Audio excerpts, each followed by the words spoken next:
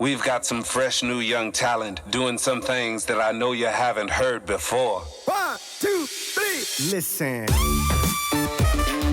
Welcome to Finances, your home for all things financial, investment, money and lifestyle. Hosted and curated by the very talented team of certified financial planners at Burke Britton Financial Partners. Well, you've almost completed all of the backstory for Robin before we've even started the podcast. But Robin, thanks for coming in and enjoying. We haven't enjoyed it yet because we haven't started. But your first podcast, you said before that you don't really listen to podcasts. Is that right? No, very seldom do. Okay, well, you have to listen to your own podcast here on the Burke Britton podcast. Listen, we're really thankful for you coming in today. The way we always like to start our podcast before we sort of get into our topic is sort of start with a bit of a background and an origin story of everyone that comes on. And who do you think you are? Yeah, I think that's it. Maybe PB, do you want to start? Maybe delving. You're probably the person in this business that's closest to Robin, and you can delve a little bit into the origin story. Peter, whenever I ask Peter a story or ask him to go back in time, he always goes like way back. He goes right back to his grandfather's grandfather. Maybe we won't go that far. I won't go quite that far, I promise.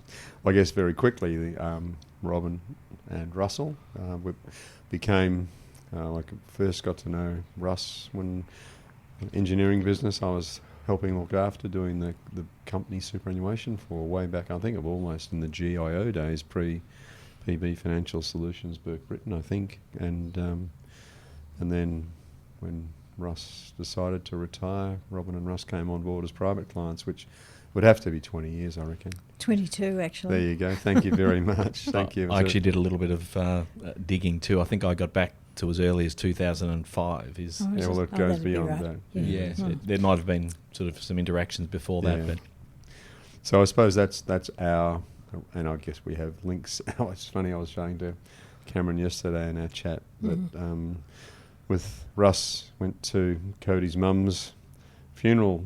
It was, a fair few years ago now, and this bloke pats me on the shoulder and says hello. It was Russ, who was best mates with Melanie's old man, Melanie's dad. So that was, as we go back, without even knowing it, we go back a long way. But yourself, Robin, where were you born? You know, what's your background? You told us before that you're a twin, so give us a bit of an overview of who you are. And the closest hospital to where we lived was at Lismore in the Western District. We actually lived at Derrenallum, and that's where my childhood was till I was 15 or so. And we had a holiday house at Ocean Grove, and my parents decided that we should come to Geelong and finish our schooling. But we'd gone to little primary school at Derrenallum, and then we went to high school at Camperdown, but very few girls in particular went beyond what was then the intermediate. Yeah, Year 9, Year 10 or thereabouts. Year 10, yeah. And so now we... so we came down to Geelong, to Ocean Grove. I think that might be your phone ringing, Robin. Yeah, so we came down to Ocean Grove to live then, which was a big change for my parents. My father had a garage in Derrenallum, and in those days, in 1930s, 40s, 50s, the garage man didn't just fix cars, they fixed everything that had to be fixed. Yeah. And then... at Ocean Grove, he built another garage down there, and we went to school to Morongo our last 2 years. I was about to ask you, I had a thought it was Morongo, and that's a long way back. Morongo, up on top of the Road Hill there. That's right. Yeah. Now where my children go. Do they go there? That's right, now Cardinia College. Yeah, of course, yeah. So, it was good. And in fact, I did science subjects, and they didn't have a science lab at Morongo, and they didn't teach physics at Morongo. So I did physics and chemistry at Geelong College. Oh wow! Way before girls were in college. Yeah. That's good sharing of facilities, though. And that happens a lot these days, but it was quite rare back then, I'm sure. Yes, there weren't many of us did that. So you finished school at Moronga. You went through and did year 12. Yes, yeah. What happened after year 12? Where did you take your science knowledge from year 12 onwards? I went to Emily McPherson College and did dietetics there, trained as a dietitian, and finally finished my training at the Royal Melbourne Hospital. Came back to Geelong then and to work at the Geelong Hospital, and then met my first husband and worked for a while doing that. And he was a severe and unstable diabetic who was losing his eyesight. And so we bought, because he could no longer see the blackboard and things like that, and so we bought Kirrawal Court. And we worked there for 5 years. That's the south end of Paco, isn't it? Kirrawal Court, is that right? Yeah, big old reception house, Yes, Prospect Road. Yeah. Yeah. And then he wasn't at all well, and we retired then to Bowen Heads. Good spot. Flinders I recommend Parade. it. I just loved that down there. I just loved it. But he died, and for a year I actually went overseas to Corfu with my little kids. They were only They were 2, 4 and 6. when we Sorry, went. excuse my ignorance. Corfu, whereabouts is Corfu? That's a Greek island where Mrs. Durrell went. Do you know? No. You don't know the Durrell story? No, do I need to hear? I think we should hear that story. Better. I don't know that one either. So Don't you? No. Gerald Durrells wrote a book, My Family and Other Animals. Okay. And his mother, when she was left on her own with children, went to Corfu. Okay. And I read the book and thought, I'll do that. I better get that book. I better add that to my pile, I think. Yeah. There's a television program on, has been on. So that was the motivation to go. You'd read the book and thought, yep, that sounds fun. Let's do it. Yep.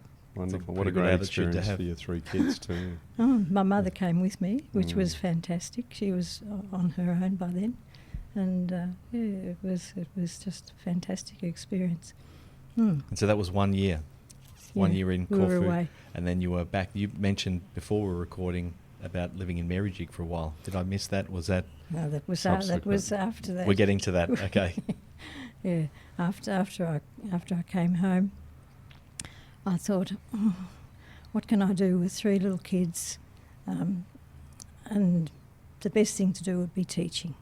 So I did a dip ed and was teaching home economics. And it was just too hard. It was just too hard. And so I thought, I know what I'll do. I'll buy Kirrawal Court again. So I went back and bought that and did worked at that for another 5 years. I can't imagine that'd be easier than teaching, running a convention function place. Wedding receptions. Yeah, No, it was a happy place to work. Okay. It was a happy place to work. And the staff were all your friends, you know, and you were working from home. Yeah. So the kids, we lived there. It was a You're beautiful in old control home. of your own time, which helps. Yeah. It just worked beautifully, Great. really. Yeah. And then after that, I got a job at Deakin University, and my last 10 years of working was as a lecturer out there in the nutrition department under various people. Enjoyed that? Yeah. That was, I think probably that was my favourite work of all. Everyone's, they're all interesting people, and there's interesting work to do, and the students are enthusiastic, and it was a really good place to work. Lovely. And when did you meet Russ? There we go. How did you meet Russ? We met Russ at church. Yeah. We belonged to St David's in Newtown, where my mother and his mother both attended, and we knew each other for years before actually we got together. Yep. Yeah. And that happened about late 1990s, I think. We were married in the year 2000. and the rest is history. So Rest is were you history. working? Were you working still at Deakin when you met Russell, or not? No, I retired, Okay. and he was still working, and I did a couple of consultancies after I finished full-time work, but basically then we moved up to Merrijig, and it was just Geelong was a bit too small for us, with our own different families and things, and it was just easier to be away. And my twin sister had moved to Mansfield shortly before that, so we headed that direction and found a gorgeous place on the Delatart River at Merrijig. And so we had nearly 15 gorgeous years up there. I haven't really heard about Russell's work life, but you looked after Russell's, or the company super at Russell's engineering firm. Is that right? Yeah, So just trying to think. What was it? You can help me. I'm trying to recall the name of the business. Purdey and Partners. Purdey and Partners, that's what it was, Purdey and Partners, yeah. But also the other thing, which is very interesting with Russ, was his passion for the little, what do they call the little microlights? Trike Yeah. nickname. Yeah. Oh my goodness me! And that was, he would tell stories about getting up in the microlights, and finally realised it was probably a little bit dangerous, and there was a point in time where you should stop doing it. But that was We had great trips in those. The only thing about it was cold. Cold. It was freezing flying in that little thing. Yeah. We wore the suits that people wear in working in freezers, you Yeah. know, and you unrecognisable because you're so covered in clothes. And many layers underneath. Layers and layers. how did he find that hobby? Look, he actually started off, I think, at Benalla doing, tried gliding, but that didn't work out, and he actually had a brother who was killed in a gliding accident. And so then somewhere he came across microlights, and they were flying out of Bowen Heads, you know, at the little aerodrome there Yep. at Bowen Heads. Yep. No pilot's license needed for a Oh, hydrolight? no, yes, you do. You do? Okay. Very, very strict regulated. training and Yes. regulated. Is it a hydrolight specific license, or it's Microlight. what did I say? Hydro. Oh, You're thinking about the Nothing, drink. nothing to do with water. I'm thinking nutrition. No. Look, I can't tell you exactly. It was before we got together. It was one of the first things he did, come and fly with me. Yeah, so yeah, we did. It was It's not a good bad fun. string to your bow to be able to say, "Hey, do you want to come for a fly?" Yeah. That's pretty cool. And again, my recollection, and correct me if I'm wrong, but I think you may have been living up there, and Russ was still commuting backwards and forwards a bit with work. Was that Yes, correct? yes. Because I know, we were doing a lot of the planning, but you were living up there. You had Merrijig, and Russ would come backwards and forwards before he fully retired. That's right. He worked. He'd come down on a Monday morning and come home Thursday night. So he had a long weekend every weekend. I did my own thing. Started doing a writing course, and he was and every weekend we had together and with friends and relations and yeah, it was a lovely time. You've had a couple of your pieces of work published, haven't you? I have had a Yeah. couple of little bits published. Yeah, some nice stuff. I think somewhere in my book collection, I think I've got at least one or two of the books that you've done. I've had a couple of. There were very bad bushfires up there in 1906-07. You did that? Did you do that as a fundraising And we exercise? did. Yes, Is that right? Yeah. we wrote a book, Wildfire in the High Country. That's all I've got. Yeah, yeah, and it was a fundraiser, and we did raise quite a lot of money. I can't remember now, like $10,000 or something. Wonderful. Yeah. It was Nice to fantastic. do something that you've got a passion for, actually be helping in a very practical sense people that needed it. Bushfire is something that was I was very conscious of because we were burnt out in Derranallum when we were only 5. It's my first vivid memory of that day. Our father was at the war, and my mother didn't drive. We were dependent on other people to take us out of the place, and virtually the whole town was burnt. Yeah. Terrifying. I can remember driving along. We had to get to Camperdown. That was the way to go. And there were sheep that had been driven into the paddock with their wool on fire. Oh, You just don't forget things like that, do you? I can see it. As a child, that's, that's 5-year-old. nightmare stuff. Yeah, My goodness. 5-year-old, yeah. So this Wildfire in the High Country, I really enjoyed writing that book. But So Merrijig, your property at Merrijig was, obviously would have been very vigilant about making it as fire safe as possible. that's right, yeah. Lots of fire break around and nothing much growing close to your home if you could avoid it. Well, the river was only 50 metres away. That's handy. Which was really good. And so the pump was always there in the summer. Yeah. And we had deciduous trees that don't burn, that were closer to the house, big old elm trees and things like that, I suppose Merrijig and living up there, and obviously you loved the place. It was somewhere that you were passionately happy living in, but probably leads to the context of our conversation about moving to, as we age and we are capable of doing less and starting to think about, sadly for yourself, the necessity of, with Russ having recently gone into aged care. So you got to a point and you were with a lot of family still in Geelong, both yours and Russ's kids, your stepkids, blah, blah, blah. And also the need to maintain that place in Merrijig and being so far from important facilities, important health services. I think that's right. And Peter, at the time, it was becoming apparent that Russ wasn't really as well as he should be.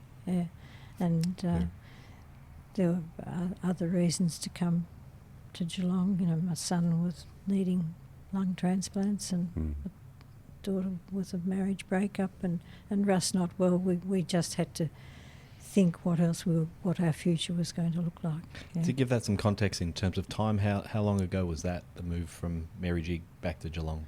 6.5 years. Okay. Yeah, 6.5 years. Back to Torquay. Back to Torquay. Yeah.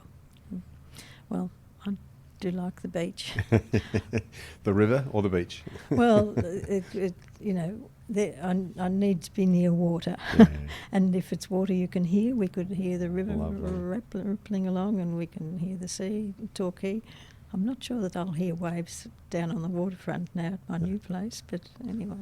Yeah, we're just jumping around a bit. It's just given, and we'll talk through it, but Yeah. given the circumstances with Russ having to go into aged care, you've chosen to move back in from Torquay to be in town closer to, so you can visit Russ regularly, easily at Gracie's. That's right. But we're really pleased for you that you found a place very close to Eastern Beach, so you'll still be able to get your walks and And I'll still be able to see the sea. you'll see it. Yeah, it's a lovely view looking out that window of yours that you showed us yesterday. Fantastic.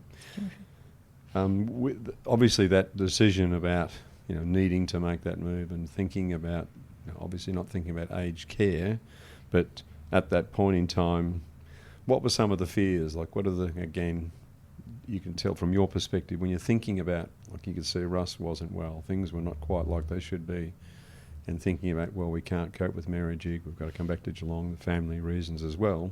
But what were the fears about what might the future hold in terms of the possibility of needing more high-level care?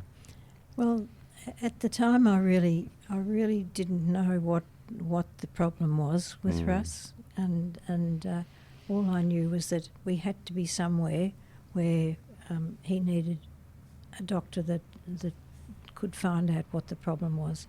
He was forgetting things. He was at a meeting where he'd been in Rotary, he'd been in church councils and things, and at a meeting he would suddenly say something that was totally irrelevant, and people at the meeting would be saying, what was that?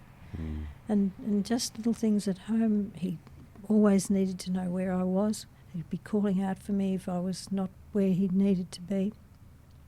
And it just, I just thought I've got to get some better attention, and so, and we're not young anymore. We're in our late 70s by this time, and you can't. Things do go wrong when you get older, and fortunately I was still well, but he clearly wasn't. He was starting to shake, and you think, what's that about? It was anyway. So we made the move at that stage, and it was the right time as it happened, and so he was. We actually went away for a holiday not long after we came. It had been pre-arranged with friends up to Noosa, and the move to Torquay and then having a holiday in a totally different place, he completely lost it. And so we flew home and immediately got help and went to the memory clinic out at McCullough House, and they diagnosed immediately with Parkinson's disease with the associated dementia that goes with that. Yeah. Pretty confronting for you. Oh, well, you don't know anything about these things. Where do you go to find out, And there are groups that you can contact and are helpful. Yep. But it's a big learning curve, And he understood always that he had Parkinson's disease, but I don't think he ever, and still doesn't really understand that it's affected his mind at the same time. Well, I guess that's probably an element of the condition, isn't it? I think so. Having that cognizance of what is actually going on, because that's one of the problems, is that's one of the health issues he's dealing with. That's right. And it made him very anxious because he couldn't think, what's happening next? What are we doing now? Where are we going now? Who are we going with? Who are we going to see? He knew if we were coming to see Peter Burke. But even yesterday when I was with him and Cameron said we'd been to see Peter, he nodded. Yeah, he remembered. Hard to forget this ugly grey head. Yeah. Yeah. It was, I think that, again, with a number of family members, and my mum, Joe's pop, and Esther's mum, that transition when you go from being quite functional, and there's a fair time frame from there to when you really don't remember much, and you're not much cognitively functional at all, and that sort of annoyance and disappointment in yourself because you don't remember the frustrations that you're wanting to know, and you know that this is not quite right. So the awareness that it's not right is that really tough period. And I can't say what it was like for you and Russ, but I have some empathy around what that must have been like. After he was diagnosed and got treatment, for a couple of years we really managed quite well. But then a couple of years ago it really was becoming more obvious to everyone as well as me. And then, of course, there was COVID. So we were, at home alone, just the two of us, in a very simple routine. And so we managed, on a fairly level plane. Consistency. Yeah, yes. And that sort of worked quite well. But about last Christmas... he's really deteriorated since then. Yeah. At Christmas time, we'd gone to family in Bendigo, and that was when some of the family saw how very different he was. Yeah. He managed to pour his beer into his dinner, and things that which he'd done at home a couple of times, but it's not normal, is it? No, it's not normal. It's not. It's accepted normal behaviour. No, don't waste a beer. Exactly. For goodness' sake, what would you do that for? Anyway. Yeah. So Robin, did you at any point in time make use of the home care packages before the obviously the hot? We did. Yep. And that process, how did you find navigating that? And what were the well, again, it's a learning curve, isn't it? We had someone came to visit us. We had to fill out all the forms, and they assessed, do you really need this? And in fact, they recommended that we do a level 3 straight away. Straight away, yeah. In fact, we only got level 2 for a while, but it took 18 months for that to come through. I'm pleased that was one of my questions or one of the comments. The time frame is prohibitive, isn't it? Yes, It is just incredibly difficult, Very especially when difficult. you know that you want that support. So to say, yep, it's time, we're going to start the process, but I guess just a step back from that too, one of the things that we would like to encourage conversations like this and people thinking about it, don't wait until your partner or the parent or your person who's suffering is in need. As soon as you think there's any signs, let's get the initiation of that home care package process started, because the time frame is terrible. So long. Yeah. Well, when they first assessed us and said, level 3 and you can have this, this and this, I thought, oh no, I don't need that. I think I'll say no thanks. And people said, don't be stupid. Don't be silly, exactly. Help take it if it's there, and that's we talk about that a lot. But the home care package, it's I guess it's difficult to accept that I need help. It's, for yourself, I don't really need someone to come in. But as the deterioration of your partner or your elderly parent, whoever we're talking about in this situation, as that deterioration occurs, if you've got that help, it allows you to spend more time doing the hands-on caring stuff, which is difficult enough in itself. And rather than saying I don't really need it, and again, there's a massive economic benefit to the providers, our federal government providers of these fundings, because they want to keep people in home with home care packages as long as they can, because it's a damn sight cheaper than putting them into full-time aged care. Yes, I'm sure that's right. And so, again, what we're trying to, this conversation with you today, don't wait too long to start the process with home care. If you think it might be needed, let's have a chat. Let's start, get the paperwork sorted, get the visits done, get yourself classified, and then when it's offered to you, which will be some months, significantly long time after you get accepted, say yes, please. Thank you very much. I'll take it. That's exactly what happened, because really I didn't think, I can clean the house. I know how to do toilets.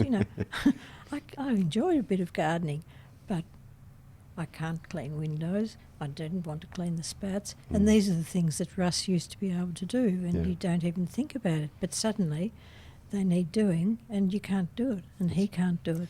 And so this is where, it wasn't, we didn't make as much use of the home care package as some people did, but if you needed a gardener, if you needed some hedges trimmed when he wasn't safe anymore to use a hedge trimmer, or cleaning, as I say, cleaning spouts, things like that, you just can't manage yourself. It's invaluable support. And the regular housekeeper who came was an excellent bloke. He was terrific. And the other thing that happened was that even during COVID, he was able to take Russ out for a drive and for him to have company with another bloke rather than just me all the time. And that was a huge help.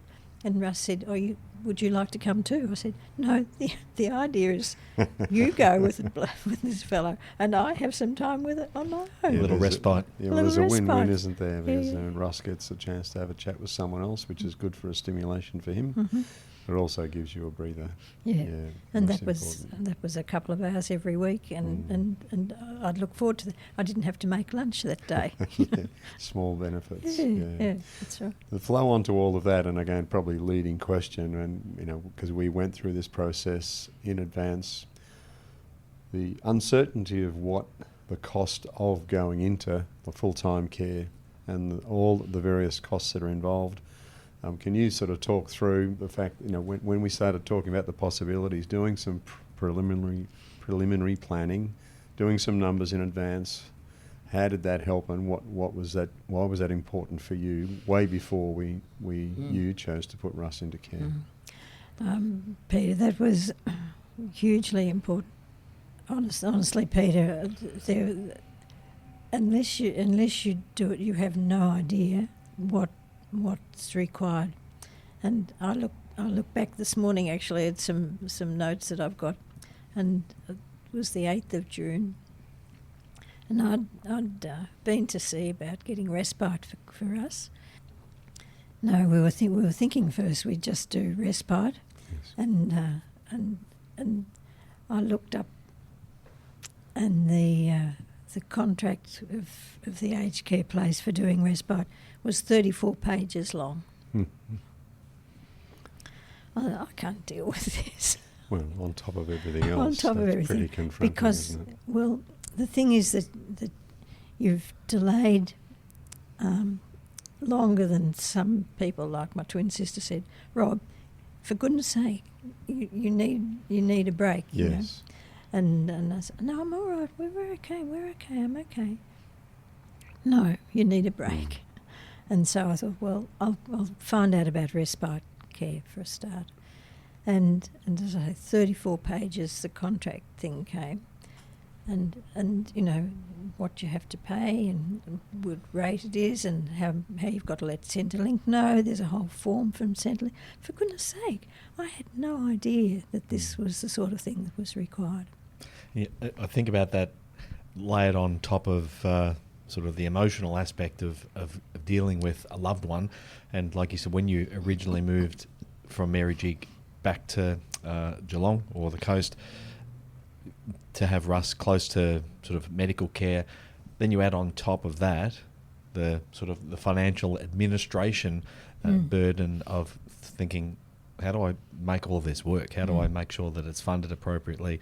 And that, as Peter and I did a podcast last week, we released it last week, and that was one of the things that we really wanted to emphasise, that for people not to underestimate just how much of a load, both personally, emotionally, and then administratively, to actually work through advice and work through the process of moving into either home care packages or then into aged care. It should not be downplayed. No, and I have a friend who her husband had done the same sort of thing, and she didn't tell me you've got to do all this. She didn't talk about RADs and goodness knows what. I had no idea, honestly, no idea, because quite quickly after Russ was in respite care, it became clear that he would have to go into permanent care, which, you know, he was in hospital at the time, and the decision was virtually made for me at that point. Yeah. But then when you start and look at what's required to go into permanent care, if I thought 34 pages was a bit much for respite, it's just huge, yes. Yeah. And there was no way I could have done that on my own, no way. Because, you know, you're suddenly faced with this, you know, what do you call RAD? Refundable accommodation deposit. Yeah. Where am I going to find that sort of money? Yeah. You know, do we have that sort of money? What's invested, what's available, what's not available? You know, I had no idea. So that's when I handed it straight over to Peter. And again, one of the pleasures we have in the job we are very lucky and privileged to do is that we know, with lots of experience with people like yourself and Russ, that we know we can pick that stuff up and take one of those huge burdens that weighs people down. And if you are trying to deal with all the emotional angst of the circumstances you're in and the decisions you're having to make personally, health-wise, for us to take that one big piece of that worry bucket off your lap and try and manage it for you, it's a privilege for us to be able to do that. And, you know, we don't downplay it. Yes, it's complex. Yes, it's quite significant. But when you've done a fair bit of it and you know, we jump into the modelling tools, we run the numbers, I come back to you and say, well, this is how we can manage. We won't be able to pay all the RAD, but the onset or the extra bit that's left over will be manageable from a cash flow perspective, blah, blah, blah. And we look at the means tested fee and the base fee, all the bits and pieces, and coming back and giving you some clarity around, you'll still be able to survive, Robin. You will have enough income to meet your needs. I can still have a coffee. And Russ will be really well cared for. You'll be able to put him in the best care you possibly can, but it won't mean that you economically will be in a really bad state. And that was, you know, it was a worry, because you know people who've had to sell their house or do other things, and I'm thinking, I've got no idea. I've got no idea, really. how that's all going to work, and so it's just such a help to know that, and to reassure the family as well, because they need to know that their father's looked after. My family need to know that I'm okay, and so it's just so important. A small extension to that, you mentioned family, and I think this is something else that we would promote very, very positively. You yesterday came in to sit down with us with your stepson Cameron, Ross's son Cameron, and I think that was probably one of the best little chats we've had, because I was able to, and I was able to talk to both of you at the same time about the benefits for Russ, how we were funding things, the benefits for you, how you would be afterwards. And I felt, and I don't know because I wasn't there afterwards talking to Cameron, but I felt the meeting was really positive, and so he's able to take back to his siblings that their dad is going to be really well cared for, but it's not going to destroy their stepmum, you, Robin, in the process. And I think that comfort, and the more we can have conversations with family members during this period of time as well, because clarity and understanding is so important, because it removes worries that are not necessarily there. I think because you're not only a financial advisor but a friend, I feel, Peter, that was excellent, because at first I was a bit offended that Cameron had even thought he needed to get that information from my financial advisor. But in fact it couldn't have been better, because he's happy about it all, which we talked about afterwards. We went and had a cup of coffee downstairs here, and he says any money that gets put in all comes back to me. He was absolutely adamant that was going to happen, which I don't want even, but he was absolutely adamant that would happen, and he was so glad that you're a qualified financial planner, not just, fly-by-night fellow. Like at the barbecue. Yeah, that's exactly right. And so, all in all, it couldn't have been better. And Russ's family have been great. And, I sort of always was anxious that they might have thought I could have done more. Russ doesn't need to go into this. Dad doesn't need to go into care yet, does he? But no, they all know that the time was ready. And that's understandable that you have those reservations. It's understandable that you have those concerns, because number one, you don't want to let Russ down. You don't want to let yourself down by feeling you haven't done everything that you possibly can, and that is a horrible emotional burden to carry. And I can't possibly, I can't quantify it, and I can only sympathise with where you're at. But I think, really important is the family around you, yours and Russ's, your stepkids respectively. If they know that you are doing all you can, they'll be more supportive of you putting Russ into care, knowing that it's necessary, and it's necessary for you as much as it is for us. And it's a horribly tough time. I can't possibly, can't comprehend it. It has been hard, Peter, but then, working out what to do next, that next step for me has been just a little light at the end of a dark tunnel. Being able to get a smaller place of my own that I know I'll be able to manage easily, and that I'll be closer to Russ. It's all worked out for the best in the long run. It was lovely when I got that message from you that, oops, this has happened quickly, but I think I found a place I wouldn't mind, closer to where Russ is. My first thoughts were, Robin, I hope you're doing this for the right reasons for you. And after I had a 10-minute conversation with you, I was so reassured that you had just found a place you loved. It was going to be perfect for you, and it would make life easier with your commuting backwards and forwards to Russ. And, the outcome is right, and it's working. We just need to get Torquay sold so it can all fall into place for you. Yes, and that of course goes to the next step, where I now need you, Peter, as my financial advisor again.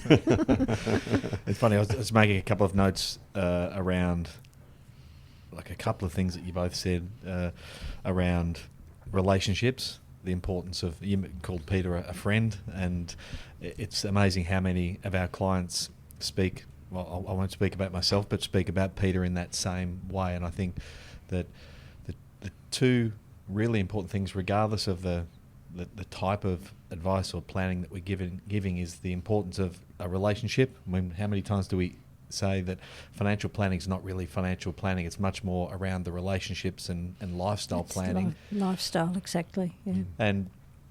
And the other thing I think you mentioned, Peter, around the importance of just sort of that communication and understanding. When we're informed, we're able to make better decisions. When people understand what the process is, and I think the earlier we can start that process and have good relationships, again, relationships build over time. So the earlier you can go out and, if you don't have an advisor or someone that can support you, start to build those bridges of support, and also make sure that you've got someone in your corner that can help sort of disseminate the myriad of contracts and terminology that inevitably comes your way. But it's nice to be a little fly on the wall in this conversation and hear sort of the relationship that the two of you and Russell have had over what is now 20 years, and how it's evolved in such a positive way to help both you and Russell and your kids to be able to be at ease with the situation. And I think that's another thing that's important. I mean, we're not wealthy. We don't have heaps of money, but the money that you've got, you want to use to the best, make it work for you as well as it possibly can. And so my kids who have even less still benefit from having advice from people like you and Ben. Yes. The third thing that I forgot to mention, which I think you both mentioned, was around the importance of involving family. Like you said, we're very encouraging of people to include their sort of their beneficiaries or their executors in conversations, because it can just help sort of demystify and make sure that everyone is on the same page. So it's a really important part of the whole process. Yeah, and just we're probably close to winding up, but the conversation we had with your stepson Cameron yesterday, it's great because in those sorts of conversations there'll be different questions or different angles of questions that will come from the other party, and it lets all of us sitting around the table enrich our awareness of what's going on, and it lets me provide answers at a different level because a different question comes. There's one that you may not have thought of, but when Cameron asks a question, it triggers something in your mind that will help you to understand something a bit better. So that around the table, I use the Indigenous analogy of yarning, sitting around the campfire and having a yarn. Our beautiful Indigenous people did that very well for tens of thousands of years, and not bring a preconceived idea to the table, just bring thoughts. And then with curiosity, listen to your thoughts and then walk away with a much, much broader, richer view of what you might be able to do, because you've actually absorbed other people's ideas. You haven't gone in with this is the way it's going to be done and this is the answer. Like you take a different perspective. So. And it helps always, because Russ's kids I've always got on well with, but Cameron has been a very busy young man. Yes. And I've never talked one-on-one. There's always family around. Yeah. And just a couple of times lately, because of this, I've really had to sit and we've had a couple of cups of coffee now, and for an hour or so had really good talks, which I haven't done at all. Yeah. It's marvellous how crisis creates an opportunity, doesn't it? It does. It does. And relationships matter. Oh, they sure absolutely do. Yeah, absolutely. You had a closing question there, Peter, which I think is a nice way to wrap up our conversation. Yeah, just from you and your perspective of what you've been through and where you're at now, Robin, over the last few years with all of the emotionally difficult times and where you're now moving to some clarity around what's going on, your advice for other people, with partners or elderly parents are in a similar situation to what you've been through, what would be, just in a handful of sentences, your advice to those people? Look, I would say that it's really important to talk. It's really important to talk to your family, to know that you can't do it on your own, that you need help from professionals like yourself. You need help from medical people, and you you need to be able to talk to the family so they know where you're at, because I think for a while, I tried to think everything was fine, and it's not always fine. And so I think we need to know that, as I say, know that we can't do it on our own, that we do need the support of our relations and friends, people who've had that experience before, and professional people, because you just know that emotionally you're going to be stretched, which you think you're coping, but suddenly you're awake at 3 o'clock in the morning and you're not coping as well as you thought you were. And so I think that's really important. Yeah. Maybe one leading question to try and close out. If you're able to do some of the discussions and help have the planning done earlier before you need it, would that have helped with some of that waking up at 3 in the morning stuff, if even taking it back 6 or 12 months earlier to start looking at the financial implications? What might it look like if we start earlier? Would that help remove some of that worry issue? I think I probably knew that in time I would need to have Russ in care, that the time would probably come because of his disease that I wouldn't be able to manage. But if I'd known earlier what a RAD meant, for example, yes, then probably that would have helped. So that you're doing that sort of financial bit of it, which is a burden if you don't understand it all. Yeah.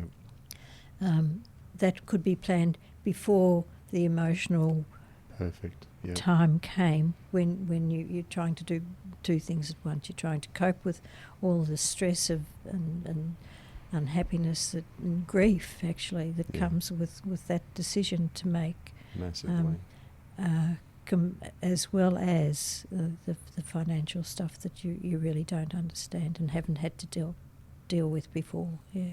I think that's perfect. I think our very much our advocacy about this is to say, just because you start doing numbers and planning on what it might look like doesn't mean you're making a decision. It doesn't mean you're committing to put your partner, your parent into care. It just means that you're saying, well, let's get some of that knowledge and awareness now, so that when the time comes, I won't have all of those worry bag stuff. I won't have all those things sitting there weighing me down. It's like making a will. You don't do think it when you're going you don't to need it. Exactly. It's not a problem until it's a problem. Exactly. Yeah, perfect.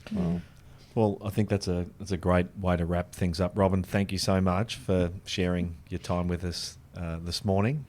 I've thoroughly enjoyed hearing a bit more of your backstory, and like having been a client of ours and Peter's for a number of years, I'm always curious and interested in people's history and where they came from, and I've loved the conversation and loved the light you've been able to shed on your experience. So thank you so much for joining us on your first podcast. And Robin, when I asked you, I was whether you would be interested or prepared, I was very accepting of the fact that you may have said, it's a bit raw for me at the moment, I don't think I can. So I want to say a massive thank you for the honesty and the upfrontness, and the fact that it's a very emotional time for you. You've only just recently had to put your husband into care, but from our perspective, that's even more valuable for an education of lots of others, because it was so real, it was so raw, and I can't thank you enough.